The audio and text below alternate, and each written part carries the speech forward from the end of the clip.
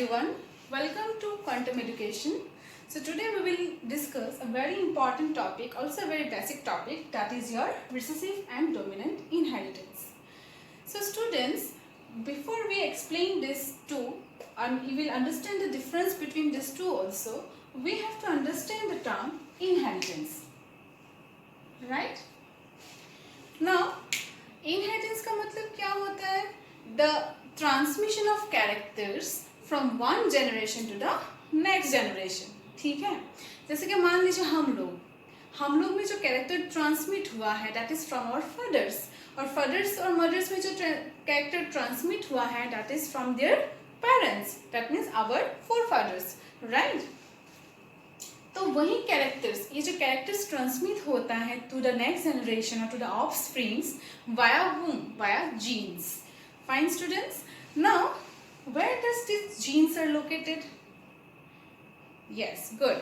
Genes are located inside the cell. Fine. So, मैं आपको explain, जैसे कि ये बहुत ही simple सा topic है, फिर मैं आप लोग को एक बार समझाना चाहूँगी. This is a cell, right? Everybody knows cell is a structure and functional unit of life. Inside the cell we have what?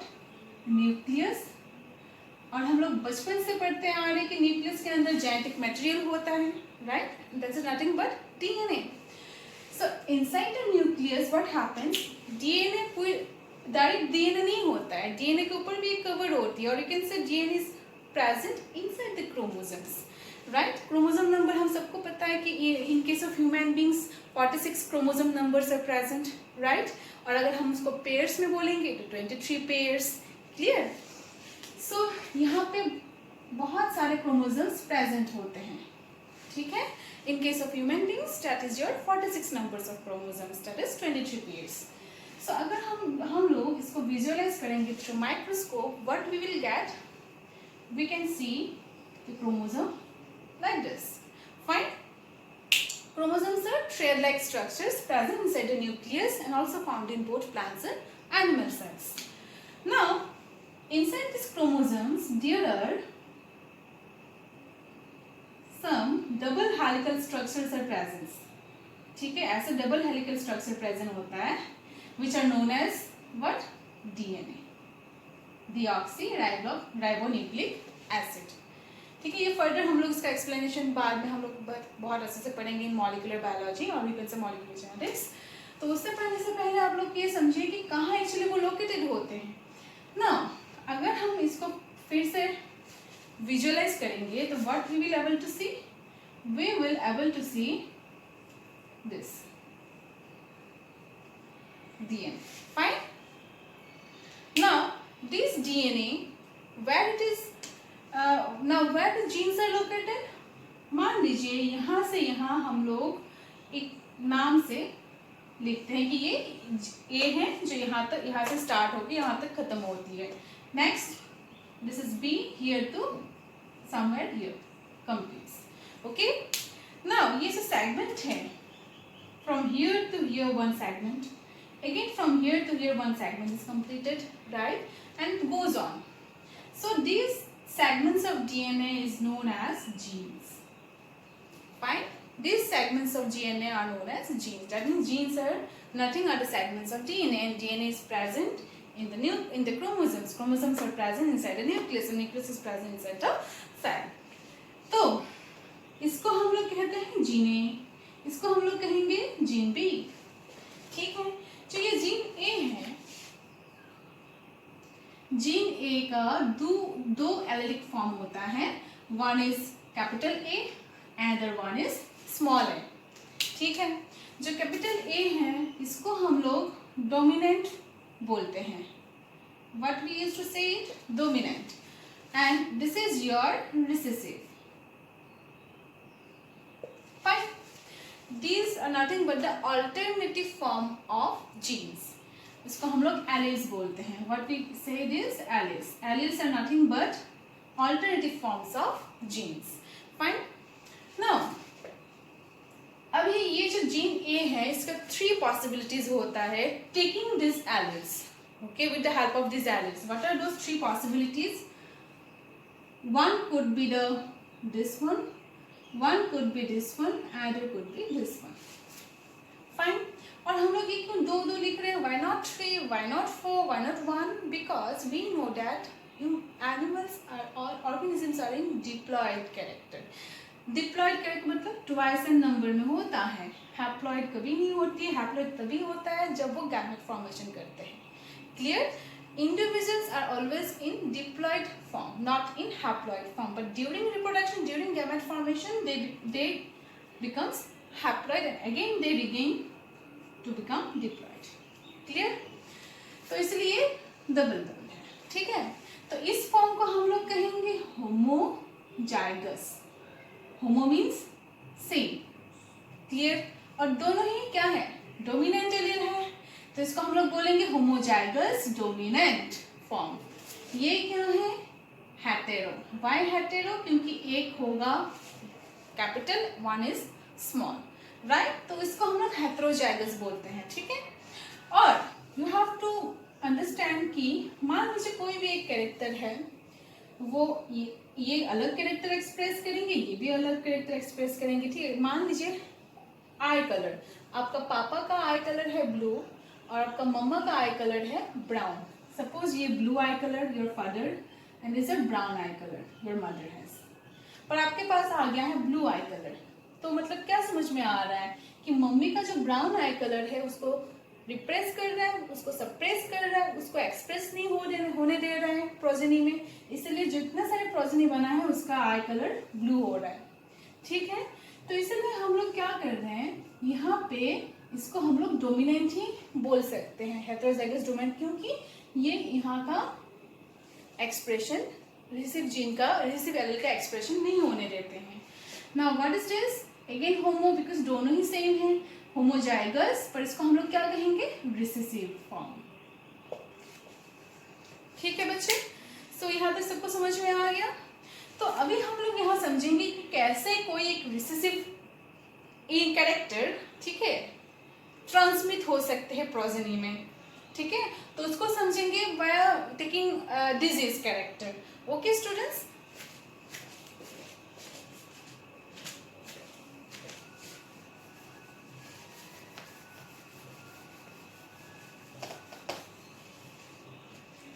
So let us take an example of recessive inheritance.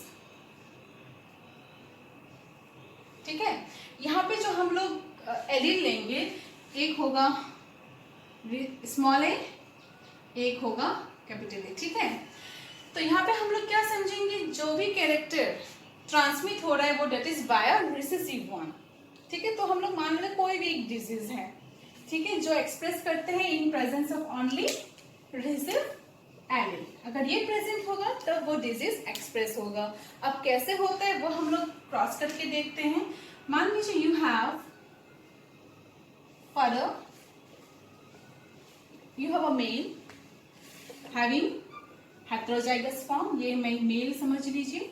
Mating होता है with a female, that is also heterozygous form. तो इसको हम लोग heterozygous भी बोल सकते हैं ना, हेटेरोजाइगस. तो इन दोनों के बीच मेटिंग होगा. इसको हम लोग कैरियर भी बोल सकते हैं, है कि नहीं? Why carrier? क्योंकि हमको पता है कि ये डिजीज कॉज करते हैं. ठीक है. ये डिजीज कॉज करते हैं. तो यहाँ पे डिजीज कॉज करने वाला allele is present. Fine, allele is present, but because of the presence of dominant character ये इसका एक्सप्रेशन नहीं होने देते हैं. ठीक है. तो इसलिए इसको हम लोग क्या कहेंगे? कैरियर बोलेंगे. इसको हम लोग कैरियर बोलेंगे, पर ये क्या है? नॉर्मल है ना? नॉर्मल. ये डिजीज नहीं शो करेंगे because of the presence of dominant character. ये भी कैरियर है पर ये डिजीज नहीं है. ये क्या है? नॉर्मल. तो व्हाट वी हैव सीन कि parents both are normal. Fine. तो अभी इसका क्या होगा? This is a parental form. अब हम इसका गैमेट फॉर्मेशन देखेंगे and we know that gametes are always show in circle. Right. तो यहाँ पे ए आएगा, यहाँ पे इसको हम लोग ब्लैक कलर से शो करते, it would be easy for you guys. यहाँ भी हमने क्या कहा था? गैमेट फॉर्मेशन में ये डिप्लॉइड से क्या बन जाते हैं? हैप्लॉइड बन जाते हैं. F1 generation means first filial generation, ठीक है। प्रोजेनी जो बनते हैं उसका किस टाइप का जनरेशन होगा, किस टाइप का प्रोजेनी बनेगा वो हमको देखना है। तो यहाँ से क्या बनते हैं, ये यहाँ से क्या बनते हैं, ये यहाँ से क्या, ये, एंड फ्रॉम दिस, ये सबको पता है ये process, we all have done in your class 12 standard, right. तो ये जो प्रोजेनी बन के आया है, what we can find here, we can see कि दोनों ही डोमिनेंट है। तो ये तो कहीं से भी अफेक्टेड बन ही नहीं सकता, नाइदर ये कैरियर भी हो सकता है क्योंकि यहाँ पे कोई रिसेसिव फॉर्म है ही नहीं, तो ये कंप्लीटली नॉर्मल है, ठीक है। यहाँ पे क्या है, ये तो रिसीविंग फॉर्म है, receive allele is present, but इसको सप्रेस करने के लिए we have the dominant character, that means ये भी नॉर्मल है but carrier. Similarly here normal है, we can not say it's affected one, या इट्स कैरियर, ठीक है। But in this case both the alleles are what in recessive form, तो ये क्या हो गया है, this is your affected one, और यू कैन से डिजीज वन, क्योंकि यहाँ पे दोनों फॉर्म ही अफेक्टेड है। तो आपको क्या समझ में आया, अगर मान लीजिए दोनों ही पेरेंट्स नॉर्मल होता है but having the disease causing allele present, वो एक ना एक जनरेशन में तो एक्सप्रेशन होना ही है, एक्सप्रेस होना ही है। तो अगर हम इसको हम लोग फ्रैक्शन में देखेंगे, आउट ऑफ 4 कितना अफेक्टेड है, 1/4, ठीक है, और बाकी जो है 3/4 are normal.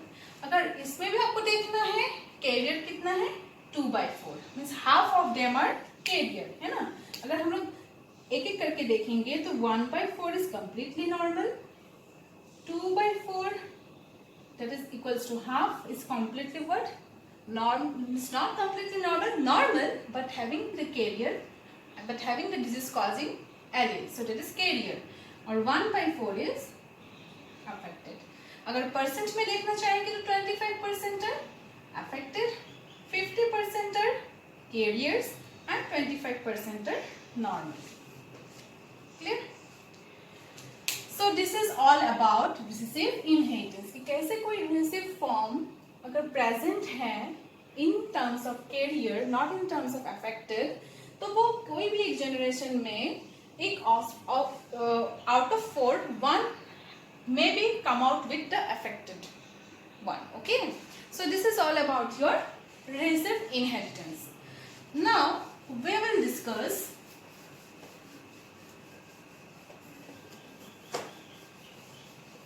Dominant inheritance. Now dominant inheritance में देखिए आपको हम क्या समझाएंगे, मान लीजिए यहाँ पे हम लोग we will taking the example of D and this, कोई भी ले सकते हैं, बी भी ले सकते हैं, सी भी ले सकते हैं, ठीक है। तो इसका जो जीन है वो डी जीन हम लोगों ने लिया है, कौन सा जीन लिए हैं, डी, और उसका 2 एलिक फॉर्म होता है, one is capital and one is small one. Now what happens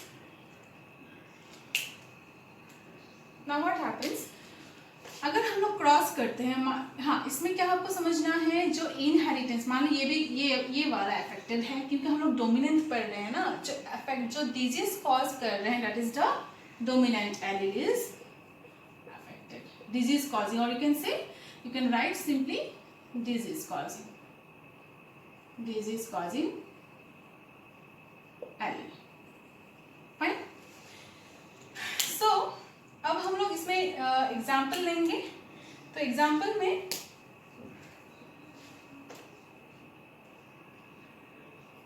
suppose this is your male character and this is your female, ठीक है। डोमिनेंट है तो इसमें 3 पॉसिबिलिटीज हो सकते हैं, आइदर दिस और दिस। अगर ये होगा, जैसे कि हमको पता है कि अगर डोमिनेंट एलील डिजीज कॉज करते हैं तो ये भी अफेक्टेड होगा, ये भी अफेक्टेड होगा, पर ये नॉर्मल होगा, है ना, क्योंकि इसमें कोई भी डिजीज कॉजिंग एलील है ही नहीं डोमिनेंट। तो ये हो गया अफेक्टेड फादर, है ना, ये अफेक्टेड है और ये नॉर्मल है। So what you can right, this is affected and this is your normal female. तो पेरेंटल गैमेट, तो गैमेट में क्या होगा, एक लाइक दिस, है ना, फाइन। अभी हमको देखना है कि फर्स्ट फिलियल जनरेशन में क्या कितने सारे ऑफस्प्रिंग्स में क्या अफेक्टेड आते हैं या नहीं आते, अगर आते हैं तो कितने रेशियो में आते हैं, ठीक है, वो देखना है। तो ये देखिए,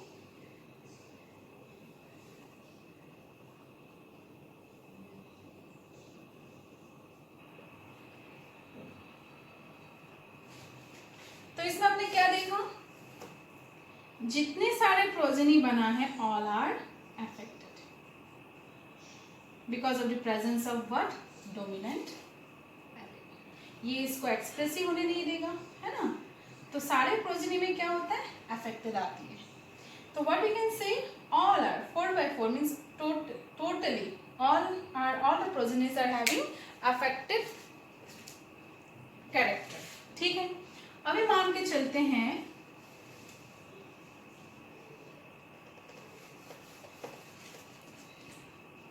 जो ये पेरेंट है वो ये, ठीक है, ये भी अफेक्टेड होगा क्योंकि अफेक्टेड जो डिजीज कॉज करते हैं वो डोमिनेंट एलील है, तो ये जो डिजीज कॉज नहीं करता है उसको तो एक्सप्रेस होने ही नहीं देगा वो रिसीव है, तो ये भी अफेक्टेड है और ये नॉर्मल है, ठीक है। अब क्या होता है, जब गैमेट बनेगा, ये गैमेट बना, यहाँ से भी ये गैमेट बना, तो पहले हम लोगों ने पहले केस में क्या देखा था, अगर एक पेरेंट अफेक्टेड है दूसरा अनअफेक्टेड है, और अफेक्टेड है पर उसमें भी होमोजाइगस कंडीशन अगर होगा तो सारे बच्चे अफेक्टेड आएगा। अभी हम लोगों ने ये हेटेरोजाइगस कंडीशन लिया है, ठीक है।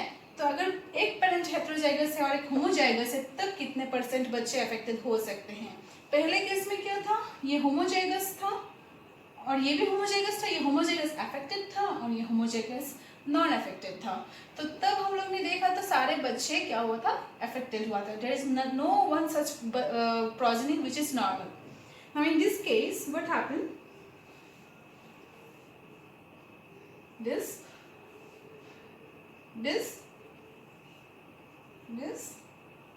and this। तो यहाँ से बच्चे क्या मिला आपको, what we can see here or what we can conclude here, we can conclude here that this is what, diseased or non-diseased, yes this is diseased one, ये affected one है ना, ये affected है क्योंकि इसमें dominant allele present है, ये भी diseased है क्योंकि यहाँ पे affected allele present है, यहाँ पे affected allele present है नहीं है, यहाँ भी नहीं है, तो ये नॉर्मल होगा, ये नॉर्मल होगा। तो यहाँ पे क्या समझ में आया, अगर एक पेरेंट हेटेरोजाइगस है और डोमिनेंट एलील एक ही है और एक पेरेंट अगर होमोजाइगस है, नॉर्मल है, तो बच्चे क्या होता है 50% अफेक्टेड होगा और 50% नॉर्मल होगा, ठीक है। सो और you can right here 2/4 that means half are affected and half are normal। so यही आपको समझना था कि अगर कोई डोमिनेंट एलील में if the disease is present और उसका अगर पेरेंट हम लोग हेटेरोजाइगस और होमोजाइगस ले तो 50% अफेक्टेड 50% नॉर्मल आएगा, और अगर दोनों ही में होमोजाइगस ले, one homozygous is affected one homozygous is normal, तब सारे बच्चे क्या होगा, अफेक्टेड होगा। Okay, so this is all about your dominant inheritance. So I hope this particular topic is now clear to you all. If you have any queries, if you have any doubts, you can comment on the comment section box. So this is all about your today's topic. I will come with the next topic. This is very simple also. So thank you everyone.